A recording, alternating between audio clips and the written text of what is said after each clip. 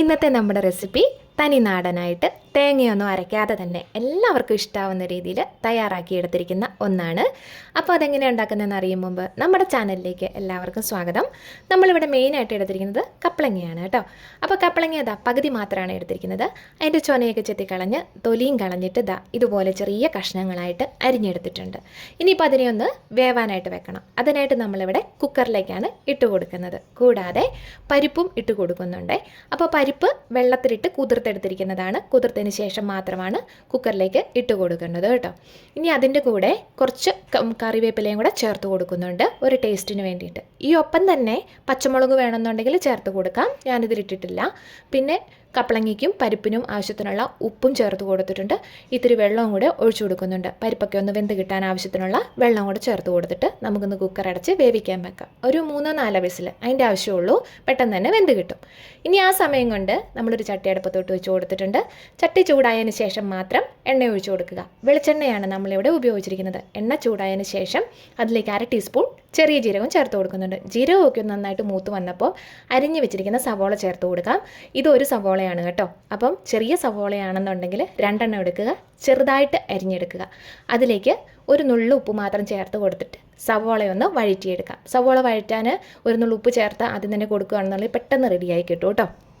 ഒരുപാട് brown colour ആവേണ്ട കാര്യമൊന്നുമില്ല. ചെറുതായിട്ടൊന്ന് വാടി വരുമ്പം നമുക്ക് മനസ്സിലാവും സവോള ഇത് കണ്ടോ, ഇതുപോലെ ഒരു പരുവായി വരുമ്പം നമുക്ക് 1 ടീസ്പൂൺ ഇഞ്ചി വെളുത്തുള്ളി പേസ്റ്റ് അരച്ചെടുത്തിരിക്കുന്നതാണ് അതുകൂടെ ചേർത്ത് കൊടുക്കുന്നുണ്ട്. ഇഞ്ചി വെളുത്തുള്ളി പേസ്റ്റ് ആണെന്നുണ്ടെങ്കിൽ സവോള വഴറ്റുമ്പം ആദ്യം തന്നെ ഇട്ട് കൊടുക്കരുത്. കാരണം വെച്ചിട്ടുണ്ടെങ്കിൽ സവോള വഴന്നു വരുമ്പോഴത്തേക്കും അത് പെട്ടെന്ന് ഈ പാത്രത്തിൽ പിടിക്കാനുള്ള സാധ്യതയുണ്ട്. അപ്പോൾ സവോള വഴറ്റിയതിന് ശേഷം മാത്രം ഇട്ട് കൊടുക്കുകയാണെന്നുണ്ടെങ്കിൽ നമുക്കതൊരു പാകത്തിനായിട്ട് കിട്ടും. ഒട്ടും പാത്രത്തിൽ പിടിക്കത്തുമില്ല കേട്ടോ. അപ്പം അതൊന്ന് ഇട്ട് കൊടുത്തതിന് ശേഷം നന്നായിട്ടൊന്നുകൂടി ഒന്ന് വഴറ്റി കൊടുക്കുക. വെളുത്തുള്ളി 5 അല്ലി എടുത്തിട്ടുണ്ട്. ഇഞ്ചി ഒരു കുഞ്ഞു കഷ്ണം മാത്രമാണ് എടുത്തിരിക്കുന്നത് കേട്ടോ. അപ്പോൾ എല്ലാം ഒന്ന് റെഡിയായി വന്നതിന് ശേഷം ഇത് കണ്ടോ, ഈ ഒരു പരുവായിട്ടുണ്ട്. നമുക്ക് മസാലക്കൂട്ടുകളൊക്കെ ചേർത്ത് കൊടുക്കണം. അതിനായിട്ട് മഞ്ഞൾപ്പൊടി, മല്ലിപ്പൊടി, മുളക് പൊടിയാണ് ചേർത്ത് കൊടുത്തിരിക്കുന്നത്. അപ്പോൾ മഞ്ഞൾപ്പൊടി 1/4 ടീസ്പൂൺ, മുളക് പൊടി 1 ടീസ്പൂൺ, മല്ലിപ്പൊടി 1 ടീസ്പൂൺ, ഈ ഒരളവിലാണ് ചേർത്ത് കൊടുത്തിരിക്കുന്നത്. പറയാൻ വിട്ടുപോയി, ഞാനിതിൽ പച്ചമുളക് ചേർത്തിട്ടില്ല കേട്ടോ. നിങ്ങൾക്ക് വേണമെന്നുണ്ടെങ്കിൽ ഈ സവോളയൊക്കെ വഴറ്റുന്ന സമയത്ത് ചേർത്ത് കൊടുക്കാം. കുട്ടികൾ കഴിക്കുന്നതായതുകൊണ്ട് തന്നെ ഞാൻ എല്ലാ വീഡിയോസിലും പറയാറുണ്ട്, ഞാൻ എരിവ് വളരെ കുറച്ച് മാത്രമാണ് ഉപയോഗിച്ചിരിക്കുന്നത്. അപ്പോൾ മുളക് പൊടിയാണെങ്കിൽ പോലും ഇതിനകത്ത് കാശ്മീരി മുളക് പൊടിയാണ് ചേർത്ത് കൊടുത്തിരിക്കുന്നത്. നിങ്ങൾക്ക് സാധാരണ മുളക് പൊടി എരിവിനനുസരിച്ച് വേണമെന്നുണ്ടെങ്കിൽ ചേർത്ത് കൊടുക്കാവുന്നതാണ്. പൊടികളൊക്കെ നന്നായിട്ടൊന്ന് മൂത്ത് വന്നതിന് ശേഷം 2 തക്കാളി ചെറിയ കഷ്ണങ്ങളായിട്ട് അരിഞ്ഞത് നമ്മളിതിലേക്ക് ചേർത്ത് കൊടുക്കുന്നുണ്ട്. ഒരു ചെറിയ പുളിക്ക് വേണ്ടിയിട്ട് നല്ല ടേസ്റ്റാണ് തക്കാളിയും കൂടെ ചേർത്ത് കൊടുക്കുമ്പോൾ. അപ്പോൾ ആ മസാലക്കൂട്ടിലേക്ക് ഇട്ടിട്ട് നന്നായിട്ടൊന്ന് വഴറ്റി എടുക്കുക. വഴറ്റിയെടുത്തതിന് ശേഷം തട്ടിപ്പൊത്തി നമുക്കതിൻ്റെ ആ തക്കാളിയുടെ ആ ഒരു വെന്ത് ഉടഞ്ഞു വരുന്ന പരുവാകുന്നിടം വരെ മൂടി വെച്ച് വേവിക്കണം. അപ്പോൾ പാത്രത്തിൽ കരിഞ്ഞു പിടിക്കാതിരിക്കാനായിട്ട് 2-3 ടേബിൾ സ്പൂൺ വെള്ളം കൂടെ ചേർത്ത് നമുക്കൊന്ന് മൂടി വെച്ച് വേവിക്കാവുന്നതാണ്. ആ സമയം കൊണ്ട് നമ്മുടെ കപ്പളങ്ങയും പരിപ്പും ഒക്കെ വെന്തിവിടെ റെഡിയായിരിപ്പുണ്ട്. ഉടച്ചു കൊടുക്കേണ്ട കാര്യമൊന്നുമില്ല. ഞാൻ പറഞ്ഞ പോലെ തന്നെ കുട്ടികളൊക്കെ കഴിക്കുമ്പോൾ അവർ ഈ കഷ്ണങ്ങളൊക്കെ മാറ്റി വെക്കും. അപ്പോൾ ഇതാണ് ഒരു മാർഗ്ഗം. അതുകൊണ്ടാണ് ഇതെല്ലാം കൂടെ ഉടച്ചൊന്ന് റെഡിയാക്കി എടുക്കുന്നത് കേട്ടോ. അങ്ങനെ അതെല്ലാം ഒന്ന് റെഡിയായതിന് ശേഷം നമ്മുടെ തക്കാളിയൊക്കെ കൂടെ ഒന്ന് സെറ്റായി വെന്ത് കിട്ടിയിട്ടുണ്ട്. അതിൻ്റെ തൊലിയൊക്കെ ഒന്ന് നല്ല മാറി വരുന്ന ആ ഒരു ഉടഞ്ഞു വരുന്നൊരു പരുവുണ്ടല്ലോ, ആ പരുവാണ്. അപ്പോൾ ഒന്ന് ഇളക്കി കൊടുത്തോളുക. ഇപ്പോൾ കാട്ടിത്തരാം കേട്ടോ. ഈ ഒരു പരുവത്തിലാവുമ്പം നമുക്ക് പരിപ്പും കപ്പളങ്ങയും കൂടെ നല്ല വെന്തിരിപ്പുണ്ടല്ലോ, അത് ഇതിലേക്ക് ചേർത്ത് കൊടുക്കുക. ശേഷം ഒന്ന് നന്നായിട്ടൊന്ന് ഇളക്കിയും കൂടെ കൊടുക്കുക. സ്വാഭാവികമായിട്ടും നല്ല കുറുകിയാണ് കറി ഇരിക്കുന്നത്. അതുകൊണ്ട് തന്നെ നമുക്ക് ഗ്രേവിക്ക് ആവശ്യത്തിനുള്ള വെള്ളം ചേർത്ത് കൊടുക്കാവുന്നതാണ്. അപ്പോൾ ഒന്ന് ഇളക്കി നോക്കുക. പാകത്തിനുള്ള വെള്ളമൊക്കെ ആണെന്നുണ്ടെങ്കിൽ ഇത് മതിയാവും. ഞാൻ നോക്കിയപ്പം കറി നല്ല കുറുകിയിരിക്കുന്നതുകൊണ്ട് തന്നെ ചട്ടിയിലിരുന്ന് അത് കുറുകും. അപ്പോൾ കുറച്ചുകൂടെ വെള്ളം ആവശ്യമുള്ളത് കൊണ്ട് കുറച്ചുകൂടെ വെള്ളം നമ്മളിതിലേക്ക് ചേർത്ത് കൊടുക്കുന്നുണ്ട്. ഒന്നുകൂടെ ഒന്ന് ഇളക്കിയിട്ടുണ്ടല്ലോ, അതിൻ്റെ ഉപ്പൊന്ന് നോക്കണം.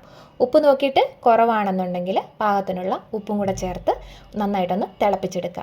ലോ ടു മീഡിയം ഫ്ലെയിമിലിട്ടിട്ട് വേണം. കണ്ടിന്യൂസ് ആയിട്ട് ഇളക്കി കൊടുത്തില്ലെങ്കിൽ പോലും ഇടയ്ക്കൊന്ന് ഇളക്കി കൊടുക്കുക. പരിപ്പായതുകൊണ്ട് തന്നെ പാത്രത്തിൽ പിടിക്കാനുള്ള സാധ്യതയുണ്ട് കേട്ടോ. അപ്പോൾ എല്ലാവർക്കും തന്നെ അറിയാവുന്നതാണ്. എന്നാൽ ഈ പാചകമൊക്കെ പഠിച്ചു വരുന്ന ആളുകളൊക്കെ ഉണ്ടല്ലോ, അപ്പോൾ അതുകൊണ്ടാണ് ഞാൻ ഇത്രയും പറയുന്നത് കേട്ടോ. അപ്പോൾ അങ്ങനെ എല്ലാം ഒന്ന് റെഡിയായി വരുന്നുണ്ട്. പിന്നെ നമ്മുടെ ചാനൽ ആദ്യമായിട്ട് കാണുകയാണെന്നുണ്ടെങ്കിൽ, അല്ല നമ്മുടെ വീഡിയോസൊക്കെ ആദ്യമായിട്ട് കാണുന്നവരാണെന്നുണ്ടെങ്കിൽ ഒന്ന് ലൈക്കും ഷെയറും സബ്സ്ക്രൈബും ഒക്കെ ചെയ്യണം. കൂടാതെ കമൻറ്റ് ബോക്സിൻ്റെ അടുത്ത് ഹൈപ്പ് എന്നൊരു ഓപ്ഷൻ ഉണ്ട്, അതും കൂടെ ഒന്ന് ചെയ്യാനായിട്ട് മറക്കരുത് കേട്ടോ. അപ്പോൾ കൂടെ നിങ്ങളുടെ സപ്പോർട്ട് എപ്പോഴും ഉണ്ടാവണം. അങ്ങനെ പറഞ്ഞുകൊണ്ടിരുന്നപ്പോഴത്തേക്കും നമ്മുടെ കറിയൊക്കെ ഒന്ന് തിളച്ച് നല്ല സെറ്റായിട്ട് കിട്ടിയിട്ടുണ്ട്. നമ്മളതിലേക്ക് 1/2 ടീസ്പൂൺ ഗരം മസാല ചേർത്ത് കൊടുക്കുന്നുണ്ട്. ഗരം മസാല അടിപൊളിയാണ്. ഇതിൻ്റെ മെയിൻ ഹൈലൈറ്റ് എന്ന് പറയുന്നത് ഗരം മസാല തന്നെയാണ്. മസ്റ്റായിട്ട് ചേർത്ത് കൊടുക്കുക. ഇഷ്ടമല്ല എന്ന് വെച്ചിട്ടുണ്ടെങ്കിൽ സ്വല്പം മീറ്റ് മസാല ചേർത്ത് കൊടുക്കാവുന്നതാണ്. ഗരം മസാല ഇട്ട് നമുക്കൊരു 2 മിനിറ്റ് ഒന്ന് ഇളക്കിയെടുക്കാം. അതിൻ്റെ സത്തൊക്കെ ഒന്ന് ഇറങ്ങിക്കോട്ടെ. അതിന് ശേഷം കുറച്ച് മല്ലിയിലയും കൂടെ ചേർത്ത് കൊടുക്കാം. ഇനി മല്ലിയില ഇഷ്ടമില്ലെങ്കിൽ ഒഴിവാക്കിക്കോളൂ, കുഴപ്പമില്ല കേട്ടോ. അപ്പോൾ അതും കൂടി ഇട്ട് കൊടുത്ത് നമുക്കൊന്ന് ഇളക്കി കൊടുത്തതിന് ശേഷം കറി വാങ്ങി വെക്കാവുന്നതാണ്. ഇനി നമുക്ക് പ്രത്യേകിച്ച് കടുക് പൊട്ടിക്കേണ്ട കാര്യമൊന്നുമില്ല. നമ്മളൊരു നോർത്ത് ഇന്ത്യൻ സ്റ്റൈലിലാണ് ഇത് ചെയ്തെടുത്തിരിക്കുന്നത് കേട്ടോ. അതുകൊണ്ട് തന്നെ കടുക് പൊട്ടിക്കുന്ന ഒരു പരിപാടി നമുക്കില്ല. അപ്പോൾ ചപ്പാത്തിക്കും ചോറിനും മാത്രമല്ല എന്തിനു കൂടെ കഴിക്കാനും ഈ ഒരു കറി അടിപൊളി ടേസ്റ്റിയാണ്, ഹെൽത്തിയുമാണ്. വീഡിയോ ഇഷ്ടമായെങ്കിൽ പറഞ്ഞ പോലെ മറക്കണ്ട. ടാറ്റാ.